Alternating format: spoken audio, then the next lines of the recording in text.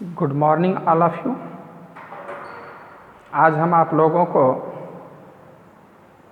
कक्षा 11 का आरोह भाग 1 से काव्य खंड का चैप्टर आओ मिलकर बचाएं कविता लेकर के आया है। इससे पहले 2 कविताएं सबसे खतरनाक और हे भूख मत मचल, हे मेरे जूही के फूल जैसे ईश्वर, ये चैप्टर सिलेबस से हटा दिया गया है। अब लास्ट चैप्टर ही काव्य का है यह, आओ मिलकर बचाएं। निर्मला पुतुल इसकी कवित्री। तो पहले हम लोग कवि परिचय के बारे में ही जान लें।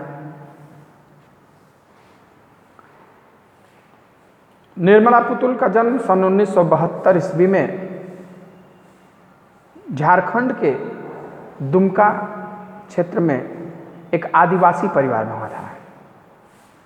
झारखंड में आप जाएंगे तो ज़्यादातर आदिवासी ही पाएंगे, और दुमका जिला जो होता है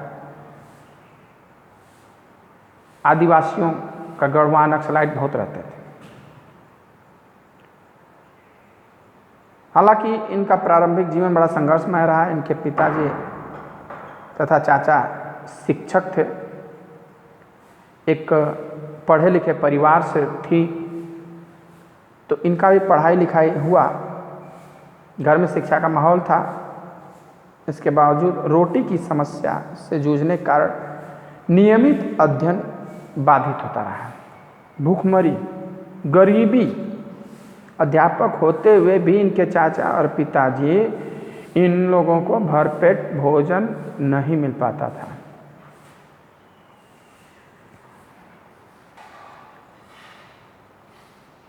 इन्होंने सोचा कि नर्स बनकर आर्थिक कष्टों से मुक्ति मिल जाएगी। नर्स बनने का लक्ष्य इन्होंने अपने जीवन में निर्धारित किया। इसके लिए नर्सिंग डिप्लोमा भी किया तथा काफ़ी समय बाद तक इग्नू से स्नातक Indira Gandhi national open university, दूरस्थ शिक्षा, यानी कि आप घर बैठे ही कोई भी शिक्षा ले सकते हैं, कोई भी शिक्षा, ग्रेजुएशन, पोस्ट ग्रेजुएशन या कॉलेज लाइफ तक की शिक्षा भी आप घर बैठे ले सकते हैं दूरस्थ शिक्षा के माध्यम से।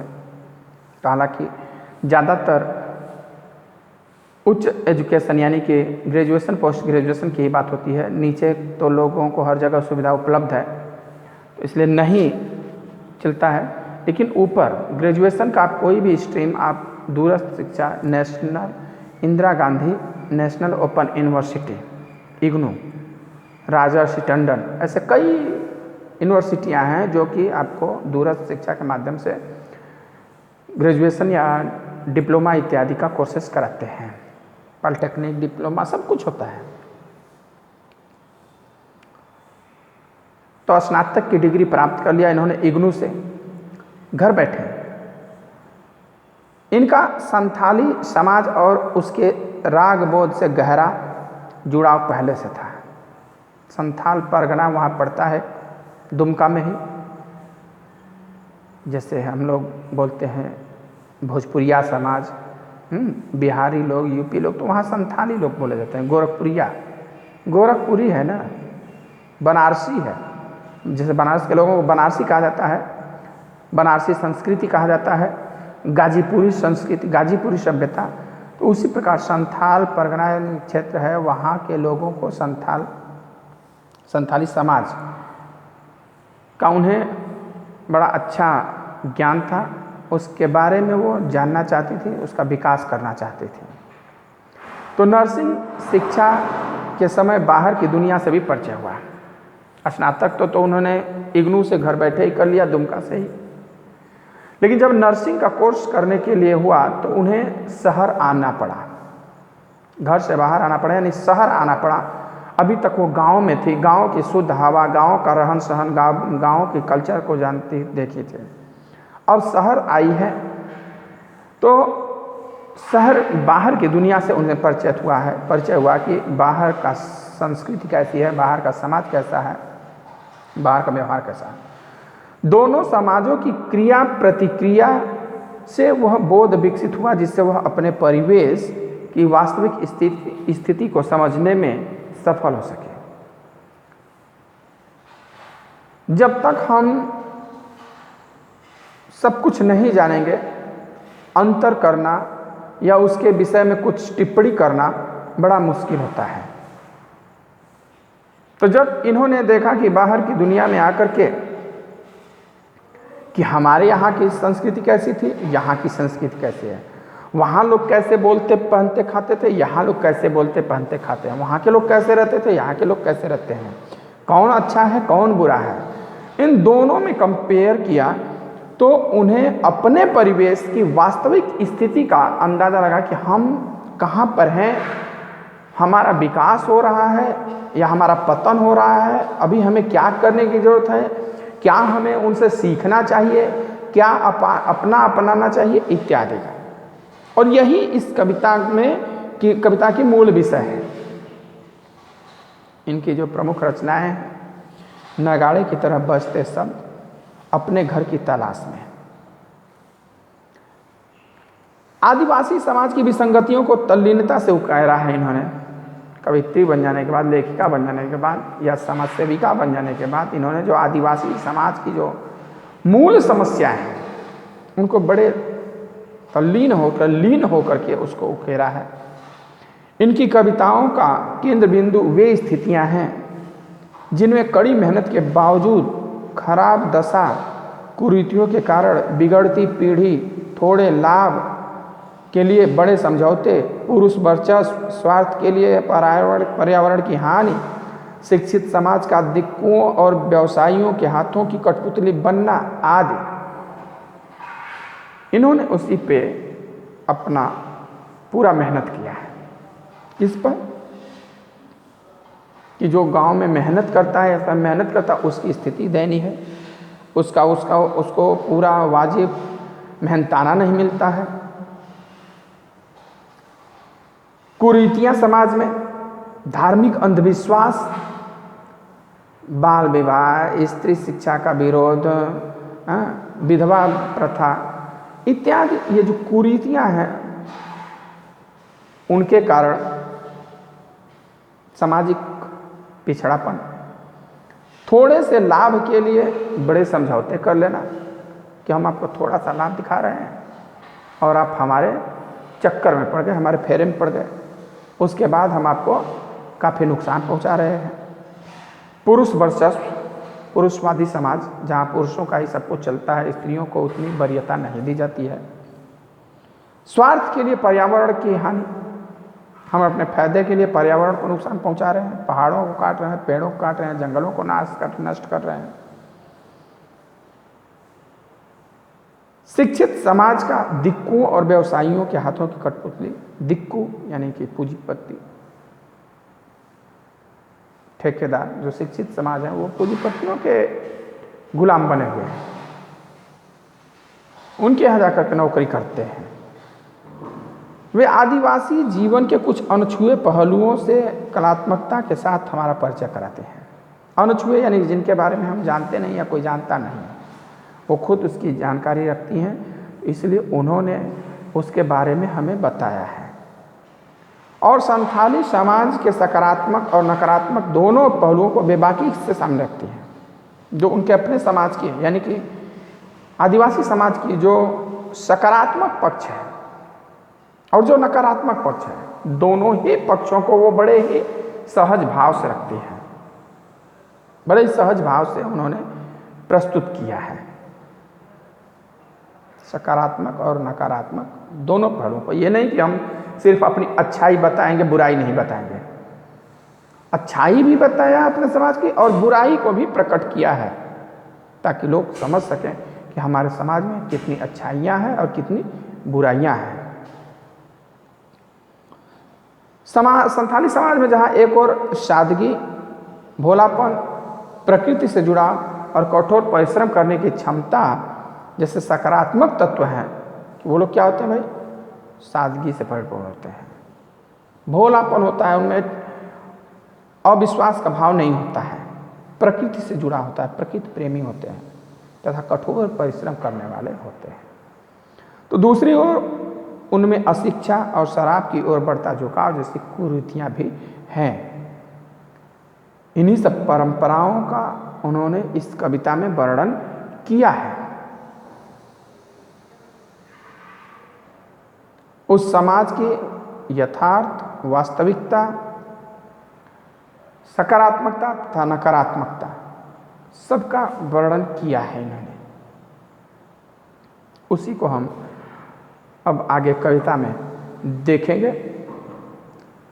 तो कविता है कि अपनी बस्तियों को नंगी होने से, अपनी बस्तियों को नंगी होने से शहर की आबो हवा से बचाएं, उसे बचाएं डूबने से पूरी की पूरी बस्ती को हड़िया में, उसे बचाएं पूरी बस्ती को डूबने से हड़िया में, अपने चेहरे पर संथाल परगना की माटी का रंग, भाषा में झारखंडीपन, भाषा में झारखंडीपन, ठंडी होती दिनचर्या में जीवन की गर्माहट, मन का हरापन, भोलापन दिल का, अक्खड़पन जुझारूपन भी, भीतर की आग धनुष की डोरी, तीर कमान का नुकीलापन, कुल्हाड़ी की धार, जंगल की ताजा हवा, नदियों की निर्मलता, पहाड़ों का मौन, गीतों की धुन, मिट्टी का सौंधापन, फसलों की लहलहाट, फसलों की लहलहाट, नाचने के लिए खुला आंगन, गाने के लिए गीत, हंसने के लिए थोड़ी सी खिलखिलाहट, रोने के लिए मुट्ठी भर एकांत, बच्चों के लिए मैदान, पशुओं के लिए हरी हरी घास, बूढ़ों के लिए पहाड़ों की शांति, और इस अविश्वास भरे दौर में थोड़ा सा विश्वास, थोड़ी सी उम्मीद, थोड़े से सपने, आओ मिलकर बचाएं। इस दौर में भी बचाने को बहुत कुछ बचा है अब भी हमारे पास।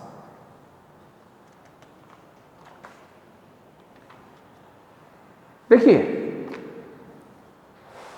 यहां पर उन्होंने क्या कहा है,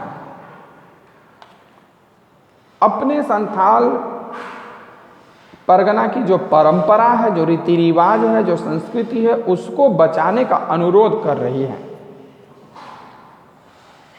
कहते हैं कि अपने बस्तियों को नंगी होने से, नंगी का मतलब दो अर्थ, यहां पे नंगी होने का दो अर्थ है। एक तो जो पश्चिमी सभ्यता का अंधा अनुकरण करके हम कम कपड़े और छोटे कपड़े पहनते हैं, वह नंगापन, और दूसरा वहाँ के लिए के परिप्रेक्ष्य में वह जो कि वृक्षों से हरा भरा, वृक्षों से आच्छादित वह क्षेत्र है, उनको काट करके लोग आज वृक्ष विहीन करते जा रहे हैं, जंगल विहीन करते जा रहे हैं, तो वह जमीन नंगा दिखाई देती है। उसको नंगेपन से, यानी वृक्षों को काटने के से रोकना, तथा पश्चिमी सभ्यता का जो अंधानुकरण हम करते जा रहे हैं, जो नग्नता का भाव सुंदरता के रूप में बदल रहा है, उस परंपरा से भी बचने तथा बचाने को कहती हैं। किससे और किससे बचाएं? नंगी होने से तो बचाएं, पश्चिमी सभ्यता से, या अपने पेड़ पौधों को न काटें, तथा शहर की आबो हवा से, शहर की जो शान शौकत चमक दमक है, आबो हवा चमक दमक, जो शहर की चमक दमक है उससे अपने आप को बचाएं। शहर की चमक दमक के चक्कर में मत पड़िए। चमक दमक के चक्कर में पड़ेंगे तो अपना अस्तित्व आप खो बैठेंगे। बचाएं डूबने से पूरी की पूरी बस्ती को हंडिया में।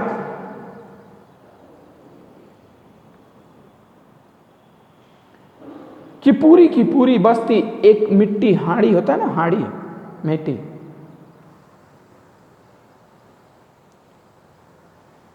कहती है कि कहीं ऐसा न हो कि ये पूरा क्षेत्र हड्डियों के ढेर में तब्दील हो जाए, एक हाड़ी में कैद हो जाए, उसको बचाइए।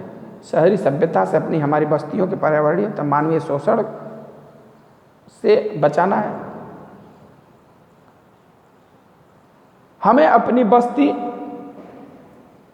को शोषण से बचाना है, नहीं तो पूरी बस्ती हड्डियों के ढेर में दब जाएगी। अगर शोषण हम नहीं रोकेंगे तो यहाँ सबका शोषण होगा और सभी लोग मारे जाएंगे।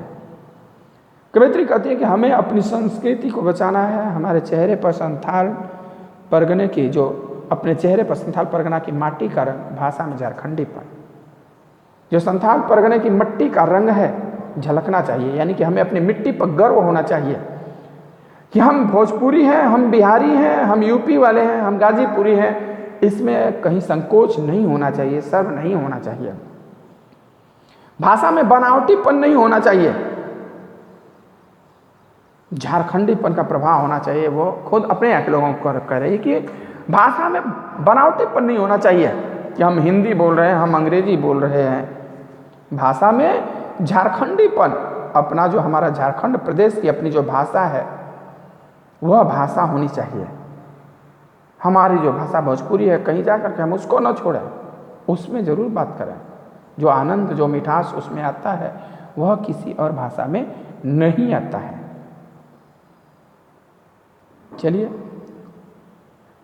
ये पहला पद रहा जिसमें जो काव्य सौंदर्य या शिल्प सौंदर्य है वो इस प्रकार से कि कवयित्री अपने परिवेश को बचाने के लिए तड़पती है। नंगी होना के अनेक अर्थ हैं, वो पहले ही बताया कि एक तो पश्चिमी सभ्यता के से प्रभावित होकर नंगी होना, अपने गाँव को जंगलों विहीन कर देना।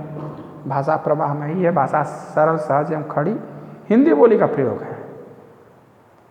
मुक्तक छंद है, कोई छंद नहीं है, एकदम सीधे गद्यांश की तरह लिखते चले जाना है। प्रतीकात्मकता है, उर्दू में सिर्फ खड़ी बोली का प्रयोग है।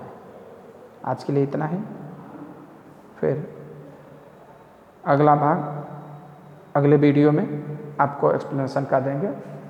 अगर आपको वीडियो अच्छा लगा हो तो आप लाइक और शेयर ज़रूर करें, तथा किसी भी प्रकार का कोई दिक्कत हो तो आप हमें कमेंट करके या फ़ोन करके ज़रूर पूछ सकते हैं।